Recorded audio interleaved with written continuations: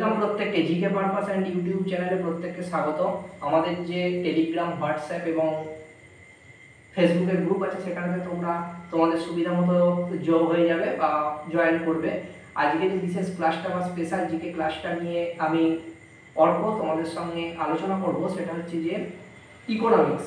Economics শব্দটা যদি তোমরা ভালো করে লক্ষ্য করো, যদি তোমরা ইংরেজি নাউন চ্যাপ্টারটা পড়ে থাকো তো সেখানে দেখবে কয়েকটা শব্দ সিঙ্গুলার হয় কিন্তু শেষে এস যোগ হয়, যেমন ফিজিক্স, ইকোনমিক্স, ম্যাথামেটিক্স। এগুলো সাধারণত সিঙ্গুলার নাম্বার হয় না, এই প্লুরালই থাকে কিন্তু এগুলো সিঙ্গুলার। যাই হোক, এটা ইংরাজির ব্যাপার, তো একটা অন্য জায়গাটার ধারণা তোমাদেরকে দিলাম। তো এই ইকোনমিক্স এই শব্দটা এসছে গ্রিক শব্দ ওইকোনমিয়া থেকে, বোঝা গেল? প্রাচীন গ্রিসে এই ইকোনমিক্স শব্দটার প্রচলন ছিল বা প্রাচীন গ্রিস থেকে অর্থনৈতিক চর্চার সূচনা হয়। এই যাবতীয় তথ্যটা কিন্তু তোমরা বইতে পাবে। কিন্তু এই চ্যাপ্টারটাকে কিভাবে আলোচনা করলে বা এই বইটা মানে এর সমস্ত সিলেবাসটা কিভাবে পড়লে তোমরা পরীক্ষার জন্য কমন পাবে, সেটা হচ্ছে সবচেয়ে বড় প্রশ্ন। তো এটা কেন বলছি? এটা এই কারণেই বলছি যে পরীক্ষা পারপাস তো আমাদের পড়াশোনা। তো তোমরা আমার কাছে জানতে চেয়েছো যে কিভাবে পড়লে পরীক্ষায় কমন আসবে এই চ্যাপ্টার, এই বিশেষ করে এই সাবজেক্টটা। এক্ষেত্রে আমি আমার যে প্রস্তুতি, যেভাবে আমি কনস্টেবল পরীক্ষা, এসআই পরীক্ষা এগুলো কোয়ালিফাই করেছিলাম, সেইগুলোর একটা অভিজ্ঞতাকে কাজে লাগিয়েছিলাম যে আমি আমার নির্দিষ্ট পদ্ধতি অবলম্বন করে পড়েছিলাম। সেই পদ্ধতিটা আমি তোমাদের সঙ্গে শেয়ার করে দেবো। যদিও পরবর্তীতে তোমাদেরকে বলে রাখি সুবিধার্থে আমি মার্চ পাস করতে পারিনি, যার জন্য ওই পরীক্ষাগুলোতে ফাইনাল মেনে পরীক্ষায় বসার সুযোগ আমি পাইনি। তো প্রিলিমিনারিগুলো যেভাবে কোয়ালিফাই করেছিলাম তার ক্ষেত্রে আমি 3টে জিনিসকে বেছে নিয়েছিলাম। এখনও চাকরির পরীক্ষা যে আমি দিচ্ছি এই পদ্ধতি অবলম্বন করেই দিচ্ছি। তাতে সুবিধে কি দেখো, তোমাদের থাম্বনেলে লিখেছি 20 দিনের মধ্যে চ্যাপ্টারকে কমপ্লিট করতে হবে। এটা অ্যাকচুয়ালি তাদের জন্যই যারা বেসিকটা জানে বা বেসিকটা সম্পর্কে যাদের কিছুমাত্র আইডিয়া আছে। তো এক্ষেত্রে আমি তোমাদেরকে 3টে ভাগে আলোচনাটা করে দেবো। প্রথম ভাগের মধ্যে থাকবে হচ্ছে কনসেপ্ট মানে ঘটনা, যে এই চ্যাপ্টারটার ইতিহাসটা কি, এটা গল্পের মতো বুঝে নেওয়া। দ্বিতীয়তে থাকবে থিওরি, অর্থাৎ এর গভীরে ঢুকে এই চ্যাপ্টারগুলোকে পড়া। কিছু সিলেক্টেড চ্যাপ্টার আমরা পড়বো। চাকরি পরীক্ষার ক্ষেত্রে সবচেয়ে বেশি গুরুত্বপূর্ণ কোনটা, যে চ্যাপ্টারগুলো পরীক্ষায় আসে সেগুলোকে জেনে নেওয়া, কোনটা পড়বো তার থেকে বেশি গুরুত্বপূর্ণ কোনটা পড়বো না। আর 3 থাকবে এমসিকিউ প্র্যাকটিস। এমসিকিউ প্র্যাকটিস এমনভাবে হবে অথেন্টিক বই থেকে প্রিভিয়াস ইয়ারের এমসিকিউ। কোনো একজন লেখকের মনে হলো এই এমসিকিউগুলো গুরুত্বপূর্ণ, সেই প্র্যাকটিস সেট তুমি প্র্যাকটিস করবে, এটা নয়। অথেন্টিক প্রিভিয়াস ইয়ারের বই থেকে এমসিকিউ প্র্যাকটিস, এইভাবে কিন্তু তবেই ইকোনমিক্স চ্যাপ্টারটা অন্তত হবে। আজকে যেহেতু ইকোনমিক্স বা অর্থনীতি নিয়ে আলোচনা হবে, তার প্রথম টপিকটা আমি কিভাবে পড়েছি বা প্রথম চ্যাপ্টারটা কিভাবে পড়েছি সেটা আমি বিস্তারিত আলোচনা করে দেবো। পাশাপাশি থাকবে যে তোমরা কিভাবে এটার প্রিপারেশন নেবে। দেখো, 3টে জিনিসকে আমি এখানেতে গুরুত্ব দিয়েছি।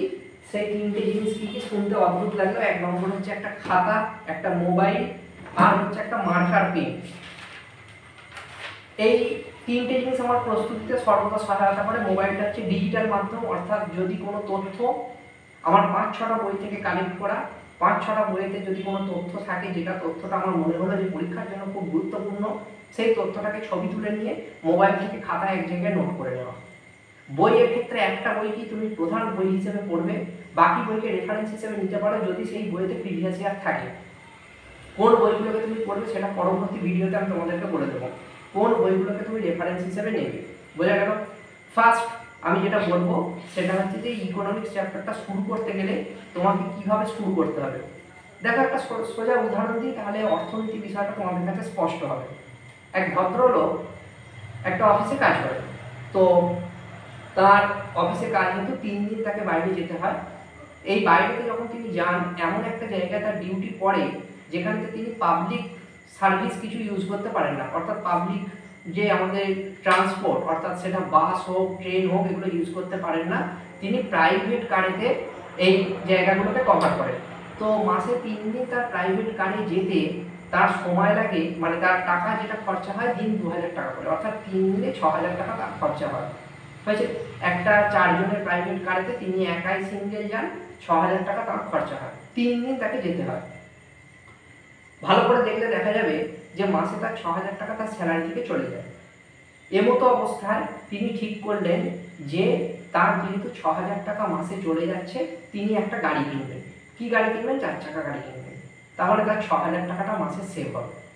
ডিসিশনটা কি অর্থনীতির সংজ্ঞায় ঠিক, নাকি যদি এক ভদ্রলোক, তারই কথা বলছি, তার ধরো তোমার মাসে ডিউটি পড়লো 20 দিন, তাকে 20 দিন প্রাইভেট কারে যেতে হয়, তাহলে 20 দিন প্রতিদিন 2000 টাকা করে গেলে তার 40,000 টাকা মাসে খরচা হয়। তিনিও ঠিক করলেন, দুজন ভদ্রলোক, তিনিও ঠিক করলেন তিনি একটা গাড়ি কিনবেন, কারণ 40,000 টাকা বাইরের লোককে দেওয়ার থেকে তিনি নিজে ওই টাকা গাড়ি কিনে ফেলতে পারবেন। কার ডিসিশনটা ঠিক আমরা আলোচনা করে বুঝে নেব যে তাহলে ইকোনমিক সাবজেক্টটা আমরা কি বোঝাতে চাইছি। প্রথম ভদ্রলোকের কথা বলি, তিনি 6,000 টাকা মাসে তার খরচা হচ্ছিল। তিনি এমন অবস্থায় একটা 4 চাকা গাড়ি কিনলেন, দাম ধরে নিলাম 6 লাখ টাকা। বোঝা গেল? 6 লাখ টাকা নেওয়ার পর কি হলো, তার 6,000 টাকা সেভ হতে লাগলো স্বাভাবিকভাবে।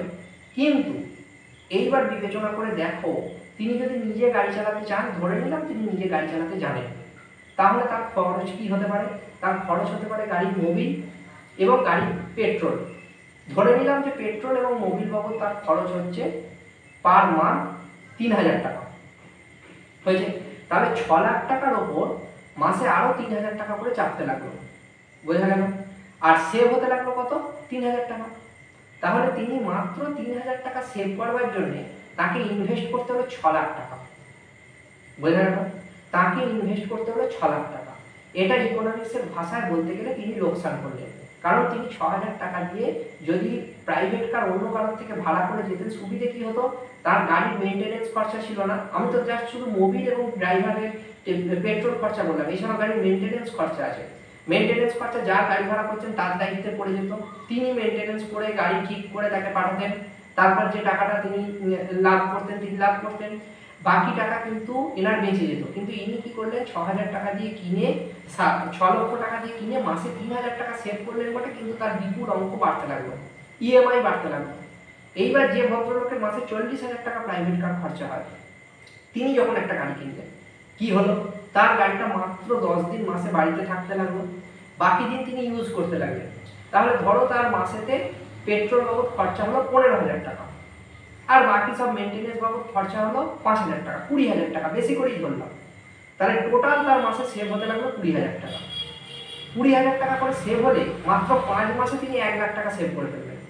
গাড়িটার দাম 6 লাখ টাকা। বোঝা গেল কার ক্ষেত্রে ব্যাপারটা ফ্রুটফুল হলো। এইবার আসি আরেকটা তথ্যে, যে ভদ্রলোক 6,000 টাকা মাসের মাইনে মাস দিয়ে গাড়ি চাপছিলেন, তার ক্ষেত্রে আরেকটা হিসেব আছে। এই 6,000 টাকা মাইনে কি তিনি দিয়ে যাবেন সমানে? তা তো না, ড্রাইভারের ভাড়া বাড়তে থাকবে।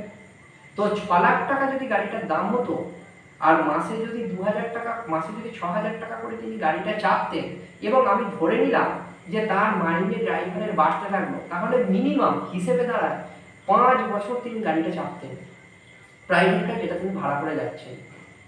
ঠিক আছে? কিন্তু তিনি যখন দেখলেন যে তিনি হিসেব করতে পারলেন না, তিনি এই গাড়িটা কিনলেন, এবং গাড়ি যত পুরনো হতে লাগলো, মেশিন যত পুরনো হতে লাগলো, তেল খরচা তত বাড়তে লাগলো, ড্রাইভারের খরচ বাড়তে লাগলো, মোবিলের দাম বাড়তে লাগলো, পার্টস কিনতে হতে লাগলো। তাহলে দেখা যাচ্ছে যে ব্যক্তি মাসে 20 দিন প্রাইভেট কারে যাতায়াত করে, তিনি গাড়িটা কিনে ফল পেলেন, কিন্তু যে ব্যক্তি মাসে 3 দিন যায় 6,000 টাকা গাড়ি খরচা করে, তিনি একটা গাড়ি কিনলে তার ক্ষেত্রে লোকসান হলো। ইকোনমিক্সের ভাষায় এইটা কি আমরা বলতে পারি, এটা একটা ইকোনমিক্স। এই জায়গাটা যে বুঝতে পারবে সেই অর্থনীতির ব্যাপারটা বুঝতে পারবে। এবার আরেকটা ছোট্ট উদাহরণ দিই। 2020 সাল যখন করোনাকালীন সময়, তোমরা জানো যে সাদা তেল দু ধরনের, সানফ্লাওয়ার আর সয়াবিন অয়েল। তো এই সয়াবিন অয়েলের দাম হঠাৎ করে বেড়ে 165 টাকা 1 লিটার হয়ে গেছে 2020 সালে, করোনাকালীন সময়। কিন্তু তার পরবর্তীতে যখন তোমরা 2022 সালে সেই তেলের দামটা হঠাৎ করে বিরাট পতন হয়ে 110 টাকা হয় 2022 সালে। আবার 2023 সালে সেই তেলটা হয় 135 টাকা। অর্থনীতির ভাষায় কি এটা মুদ্রাস্ফীতি, মানে সঠিক অর্থনীতির দিকে এগোচ্ছে? একটু উদাহরণ দিয়ে বুঝিয়ে। 2020-তে যখন করোনাকালীন পরিস্থিতি, মেনে নিলাম একটা বিশেষ পরিস্থিতিতে সয়াবিন তেলের ক্রাইসিস হয়েছিল, যার জন্য 1 লিটারের দাম হচ্ছিল 165 টাকা। ওটা কিন্তু বাজার অর্থনীতির বাইরে। 2022, 23, 24 আমরা আলোচনা করি। 2022-এ 1 লিটার তেলের দাম 110 টাকা সয়াবিন তেল। 2023 সালে যখন 1 লিটার সয়াবিন তেলের দাম 135 টাকা হয়েছে, তখন আমরা বলবো অর্থনীতি উন্নতির দিকে আছে। কারণ 1 বছরে তেলটার দাম 25 টাকা বেড়েছে, এটা অর্থনীতির ক্ষেত্রে ভালো দিক। যদি 110 টাকার জায়গায় তেলটার দাম 90 টাকা হয়ে যেত, 105 টাকা হয়ে যেত, কমে যেত, এটা অর্থনীতির খারাপ দিক। কাজে অর্থনীতিতে দাম বাড়াটা বড় ব্যাপার নয়, কি হারে বাড়ছে সেটা বড় কথা। যদি 135 টাকাটা 155 হয়ে যেত তাহলে বলতাম এটা অর্থনীতির দিক থেকে খারাপ দিক। তার কারণ হচ্ছে দামটা অত্যধিক বেড়ে গেছে। একটা নির্দিষ্ট রেটে বছরে 25 টাকা করে তেলের দাম বাড়ছে 1 লিটারে, এটা অর্থনীতির দিক থেকে উন্নতির দিক, বোঝা গেল। কিন্তু দেখা যাচ্ছে আজ থেকে 4 বছর আগে 2020 সালে এই তেলেরই তো দাম স্যার 165 টাকা হয়ে গিয়েছিল। সেটা তো বাজার অর্থনীতির বাইরে একটা বিশেষ করোনাকালীন রোগের প্রাদুর্ভাবের কারণে, একটা ক্রাইসিসের কারণে হয়েছিল, সেটা কিন্তু আমরা হিসেবের মধ্যে আনবো না। কাজেই বোঝা যাচ্ছে প্রতিটা জিনিসকে যদি তোমরা উদাহরণ দিয়ে পড়ো, এইভাবে কনসেপ্টটাকে ক্লিয়ার করো, তাহলে বুঝতে পারবো অর্থনীতিটা কি। অর্থনীতি হলো এইরকম বিষয়। তো যে ভদ্রলোক 6000 টাকা ভাড়া দিয়ে গাড়ি চাপছিলেন, তার যদি হঠাৎ করে মনে হয় তিনি একটি 4 চাকা কিনবেন 6000 টাকাটা সেভ করবার জন্য, তাহলে তিনি কি ধরনের লোকসানের সম্মুখীন হতে পারেন সেটার হিসেবে আমি তোমাদেরকে দিলাম। আবার যে ভদ্রলোক মাসে 40,000 টাকা দিয়ে গাড়ি চাপছিলেন, তিনি যদি 4 চাকাটা কেনেন তার কি পরিমাণ প্রফিট হতে পারে সেটাও আমি কিন্তু তোমাদেরকে দিয়ে দিলাম, যে তিনি মাত্র 5 বছরের মধ্যে টোটাল যে টাকাটা খরচা করেছিলেন সেটা তার ব্যাকআপ হবে, এবং দেখতে গেলে দেখা যাবে 6 বছরের মধ্যে তার গাড়ির দাম উঠে আসবে। আর অন্যদিকে যে ভদ্রলোক মাত্র 6000 টাকার জন্য গাড়ি কিনলেন, তার দেখা যাবে ইএমআই বাড়তে থাকবে। এটাই হচ্ছে সঠিক ক্যালকুলেশন করে তোমাকে জিনিসটা বুঝতে হবে। একটি জিনিস 2020 সালে তুমি 80 টাকায় কিনে 85 টাকায় বিক্রি করছো, 2024 সালে 110 টাকায় কিনে 115 টাকায় বিক্রি করছো, তোমার কি লাভ হচ্ছে? না। দেখো তোমার ইনভেস্টমেন্ট 80 থেকে 30 টাকা আরো বেড়ে 110 টাকা হয়ে গেছে, আর তোমার লাভ সেই 5 টাকায় ফিক্সড আছে। কিন্তু আজকের দিনে বাজার দর অন্যান্য জিনিসের দাম অনেক বেড়ে গেছে, কাজে তুমি লোকসানের সম্মুখীন হয়েছো। তোমার মনে হচ্ছে তুমি 5 টাকা লাভ করেছো, কিন্তু না, অর্থনীতির ভাষায় তুমি লাভ করোনি। এটাই হলো বেসিক জিনিস, এটাই হলো অর্থনীতি। এইটাই তোমাকে বুঝতে হবে বিভিন্ন বই থেকে পড়বার আগে। এইভাবে তোমাদের ব্যাপারটা কনসেপ্টটাকে ক্লিয়ার করতে হবে। যদি তোমাদের মনে হয় যে এরকম কনসেপ্ট ক্লিয়ার প্রয়োজন, তাহলে কমেন্ট বক্সে জানাবে, আমি প্রতিটা টপিকে এইভাবে কনসেপ্ট ক্লিয়ার করে দেবো। সেটা হিস্ট্রি হোক, ইকোনমিক্স হোক, আমি যেভাবে পড়াশোনাটা করি সেইভাবে তোমাদের সঙ্গে আমি শেয়ার করে দেবো। এইবার আসি কিছু ব্যাপারে, যে জায়গাগুলো পরীক্ষা পারপাস তোমাদের ক্ষেত্রে খুব গুরুত্বপূর্ণ। দেখো, ইকোনমিক শব্দটা গ্রিক শব্দ ওইকোনমিয়া থেকে এসছে। এখানে ওইকস কথার অর্থ হচ্ছে হাউস হোল্ড অর্থাৎ পরিবার, আর নোমস কথার অর্থ হচ্ছে ম্যানেজমেন্ট অর্থাৎ পরিবার পরিচালনা। এইটা থেকে ইকোনমিক শব্দটা এসছে। এই যে আমি এতক্ষণ তোমাদের গোটা জিনিসটা বললাম, এটার মূল অর্থ হচ্ছে পরিবার পরিচালনা আমরা কিভাবে করি। একটা পরিবারকে পরিচালনা করতে যা লাগে, একটা দেশকে পরিচালনা করতেও নীতিটা একটু এদিক ওদিক হলেও একই, ঠিক আছে। তো বেয়ার গ্রিলস, তোমরা দেখেছো বেয়ার গ্রিলসের ভিডিও, তিনি একটা জায়গায় একটি কমেন্ট করেছিলেন যে মরুভূমিতে বেঁচে থাকার জন্য আমাদের যে নিয়মগুলো ফলো করতে হয়, বাড়ির উঠোনের ক্ষেত্রে বেঁচে থাকার ক্ষেত্রে রোদে দাঁড়িয়ে সেই একই নিয়ম ফলো করতে হবে। ইকোনমিক্সও তাই, পরিবারের ক্ষেত্রেও যা, বিশাল দেশ পরিচালনার ক্ষেত্রেও একই, শুধু সংখ্যাটা বড়। অর্থনীতিবিদের চর্চা প্রথম শুরু হয়েছিল প্রাচীন গ্রিসে, ঠিক আছে। প্রাচীন গ্রিসে অর্থনীতির চর্চা শুরু হয়। প্রমাণ হচ্ছে অ্যারিস্টটল প্রথম ওইকোনমিয়া শব্দটা ব্যবহার করেছিলেন। অ্যারিস্টটল প্রাচীন গ্রিসের দার্শনিক, তিনি প্রথম ওইকোনমিয়া শব্দটা প্রচলন করেন। এই যে প্রতিটা কথা আমি বলছি, এগুলো প্রতিটা প্রিভিয়াস ইয়ার পরীক্ষায় এসছে। তোমরা খুব কম বই ঘেটে এই সমস্ত তথ্য এক জায়গায় পাবে। খুব কম বইতে সমস্ত তথ্য এক জায়গায় দেওয়া নেই, যার কারণে আমি বিভিন্ন বই থেকে শুধু পরীক্ষা পারপাস তথ্যগুলোকে অ্যাড করেছি একটা খাতায়। আমার প্রতিটা সাবজেক্টই তাই করা আছে, শুধু ইকোনমিক্স না। কিন্তু এর মানে এই নয় যে 10টা বই ঘেঁটে তুমি বিভিন্ন তথ্যকে অ্যাড করবে। 10টা বই ঘাঁটো, তাতে তো তোমার উপকারী হবে, কিন্তু সঠিক তথ্যটাকে তোমাকে রাখতে হবে। সঠিক তথ্যটা যদি তুমি না রাখো, তাহলে কিন্তু পরীক্ষাতে তুমি মিস করে যাবে, বিভিন্ন তথ্য মিস করে যাবে। এইবার আসি, ফাদার অফ ইকোনমিক্স কাকে বলা হয়?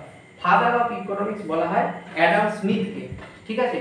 ফাদার অফ ইকোনমিক্স বলা হয় অ্যাডাম স্মিথকে। তার কারণ হচ্ছে যে তিনি অর্থনীতির জনক। এইখানেতে কয়েকটা তথ্য আমি তোমাদেরকে দিয়ে রাখি, যেগুলো তোমাদের পরীক্ষা পারপাস প্রচন্ড কাজে লাগে। যেটা আমি মোবাইল থেকে বলছি, যেটা একটা ডিজিটাল মাধ্যম আছে, একটা খাতা আছে অফলাইন মাধ্যম। এইভাবেই আমি পড়াশোনাটা করি। ডিজিটাল মাধ্যম থেকে যে তথ্যগুলো তোমাকে দিচ্ছি সেটা হচ্ছে অর্থনীতির জনক father of economics Adam Smith. Classical অর্থনীতির জনক হচ্ছেন অ্যাডাম স্মিথ। আবার রাজনৈতিক ফাদার অফ পলিটিক্যাল ইকোনমিক্স তিনিও হচ্ছেন অ্যাডাম স্মিথ। আবার ফাদার অফ নিও ক্লাসিক্যাল ইকোনমিক্স অর্থাৎ নব্য, তিনি হচ্ছেন আলফ্রেড মার্শাল। আলফ্রেড মার্শালের ইকোনমিক্সের উপর বই আছে। আধুনিক অর্থনীতিবিদ্যার জনক হচ্ছেন জন কেইন্স। আধুনিক অর্থনীতিবিদ্যার জনক হচ্ছেন জন কেনস। বোঝা গেল? এই তথ্যগুলো পরীক্ষার জন্য খুব খুব ইম্পর্টেন্ট। ভারতের অর্থনীতিবিদ্যার জনক কে জানো? চাণক্য। চাণক্য, যার নাম আসল হচ্ছে বিষ্ণুগুপ্ত, তিনি হচ্ছেন ভারতের অর্থনীতিবিদদের জনক। তো চাণক্য সম্পর্কে যখন তথ্য এলো একটু বলে রাখি। চাণক্য একটা জায়গায় বেড়াতে গিয়ে, মানে তিনি যখন পালিয়ে বেড়াচ্ছেন, অত্যাচারী ধনানন্দ বিরুদ্ধে কথা বলায় তিনি তখন দেশত্যাগী, দেখছেন যে কিভাবে ধনানন্দকে পরাজিত করা যায়, কিন্তু ধনানন্দ তো শক্তিশালী। তিনি পালিয়ে বেড়াচ্ছেন, এমন একটা সময় তিনি একটা রাজ্যে এসে উপস্থিত হয়েছেন। উপস্থিত হয়ে দেখছেন যে এক ভদ্রলোক গরম খিচুড়ি খাচ্ছে এবং খিচুড়ির ধার থেকে সে খিচুড়ি খাচ্ছে। চাণক্য ওইখান থেকে শিক্ষা লাভ করেন যে কোনো কিছু বড় কিছু জিততে গেলে একটা কোণ থেকে পাট পাট পাট পাট করে এগোতে হয়। এইখান থেকে তিনি আস্তে আস্তে ধনানন্দকে পরাজিত করেন। ভাবো কোন জায়গা থেকে তিনি সেই চিন্তা ভাবনাটাকে এনেছিলেন। আমি চাণক্য সম্পর্কে একটু পড়াশোনা করেছি, অন্যান্য বিষয়ে একটু পড়াশোনা করতে হয়, না হলে ব্যবসায়িক তথ্যগুলো আসে না। তো সেইখান থেকে তিনি এই অর্থনীতির চিন্তা ভাবনাটাকে এনেছিলেন। গ্রোথ, কিভাবে গ্রোথ হবে। এই আজকের দিনে যে HDI, human development index, human development ইন্ডেক্সের প্রথম কোন দেশ আছে আজকে? যদি তোমাকে সরাসরি কোশ্চেন করে ইকোনমিক্সে, তুমি বলবে সুইজারল্যান্ড। ভারতের স্থান 134, 134 ভারতের স্থান আছে। যাই হোক, তথ্যে আসি। এইবার এই যে ইকোনমিক্স শব্দটা নিয়ে দেখা যাচ্ছে যে বিভিন্ন প্রশ্ন, যেমন তোমাদের ফাদার অফ মডার্ন ইকোনমিক্স, এইগুলো বিভিন্ন তথ্য আমি তোমাদেরকে দিলাম, এটা কোনো বড় ব্যাপার নয়। পরীক্ষায় কি ধরনের প্রশ্ন এসেছে সেটা এবার একটুখানি আমরা দেখি। রিপিট রিপিট রিপিট, পরীক্ষায় সব কোশ্চেন শুধু ইকোনমিক্স থেকে রিপিট হয়েছে। কি রকম দেখবে? দেখো, বলছে ট্রাস্টিশিপ, এটির ধারণা কে দেন? মহাত্মা গান্ধী। পরের কোশ্চেন, ভারতের ইকোনমিতে ট্রাস্টিশিপের ধারণা কে দেন? একই question, Mahatma Gandhi. Hire and fire কিসের সঙ্গে যুক্ত? ক্যাপিটালিজম। ক্যাপিটাল ইকোনমিক্সের সঙ্গে যুক্ত। ক্যাপিটাল ইকোনমিক্স আমি এখানে আলোচনা করে দিচ্ছি, অসুবিধা নেই। তো এইবার এই জায়গাতে একটুখানি তোমাদেরকে বুঝতে হবে যে চুজি হতে হবে। কিরকম?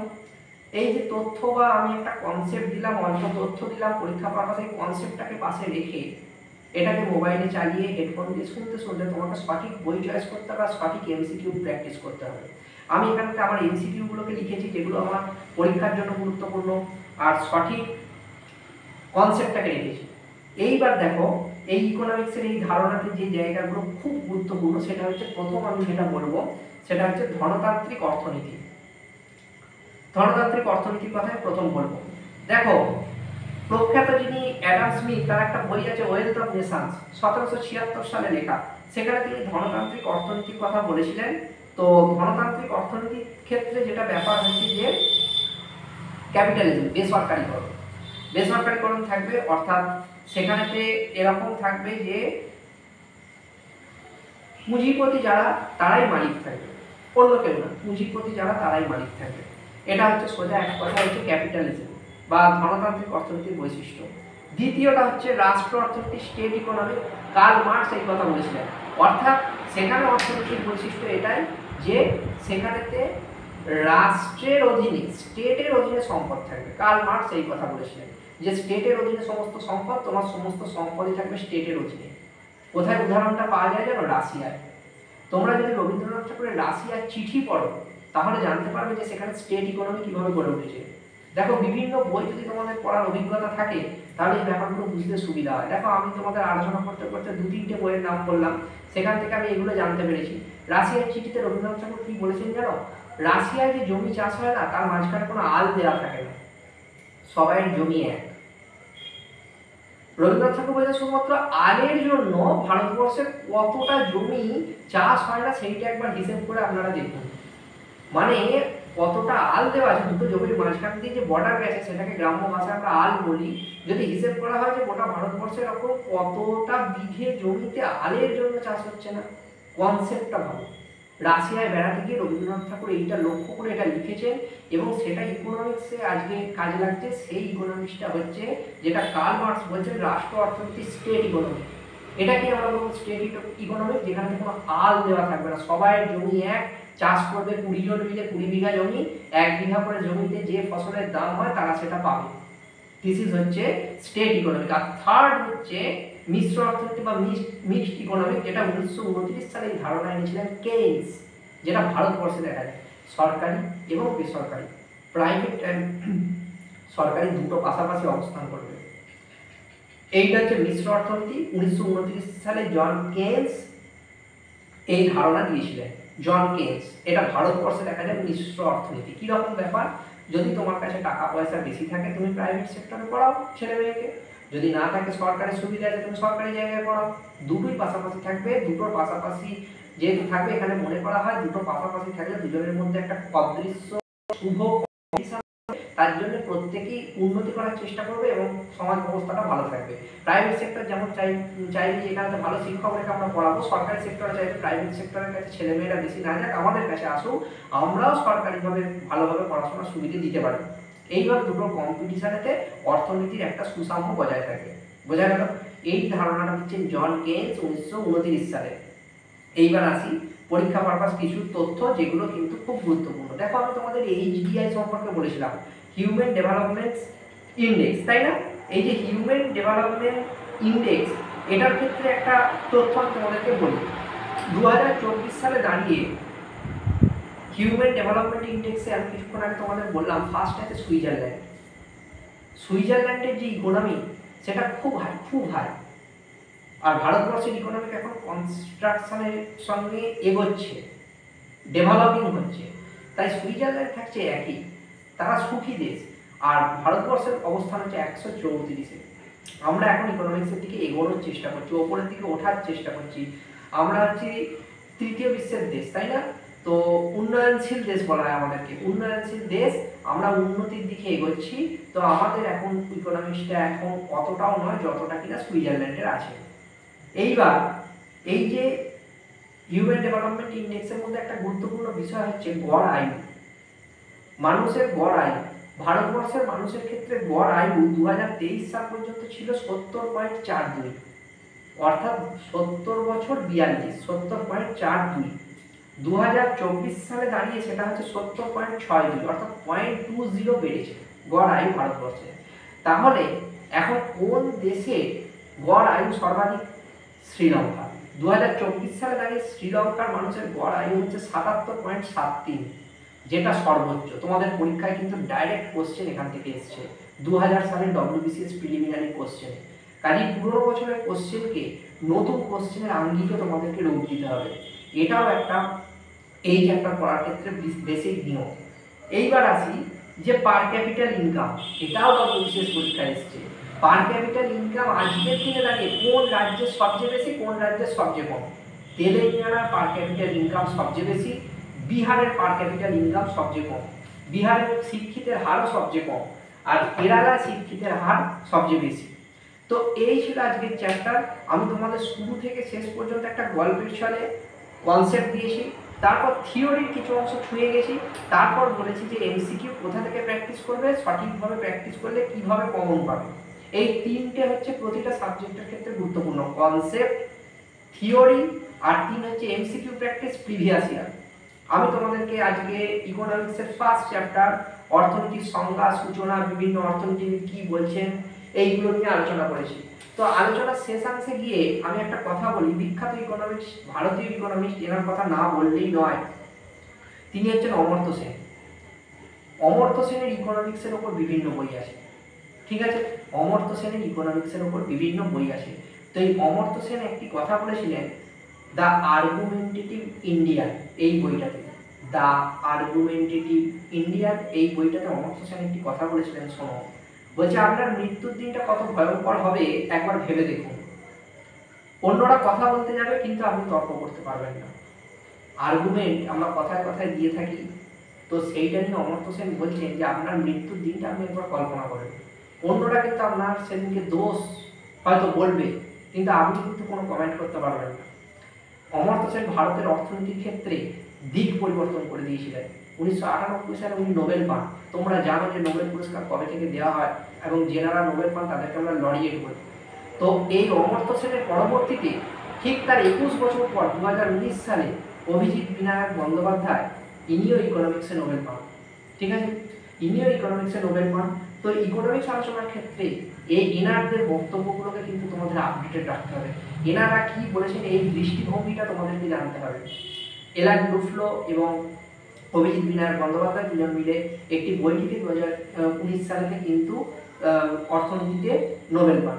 খুব সম্ভবত আমি যদি খুব ভুল না করি, অভিজিৎ বাবু একটা তথ্য দিচ্ছিলেন সেদিনকে, আমি দেখছিলাম, আমার ভুল হতে পারে, ভুল হলে ক্ষমা করে দিও, আমি যা স্মৃতি থেকে বলছি। উনি বলছেন যে টাকা পয়সা বেশি সঞ্চয়ের থেকে কেউ যদি সোনা বা গোল্ড বেশি সঞ্চয় করে রাখে তার ইকোনমির দিকটা খুব উন্নতির দিকে এগোবে।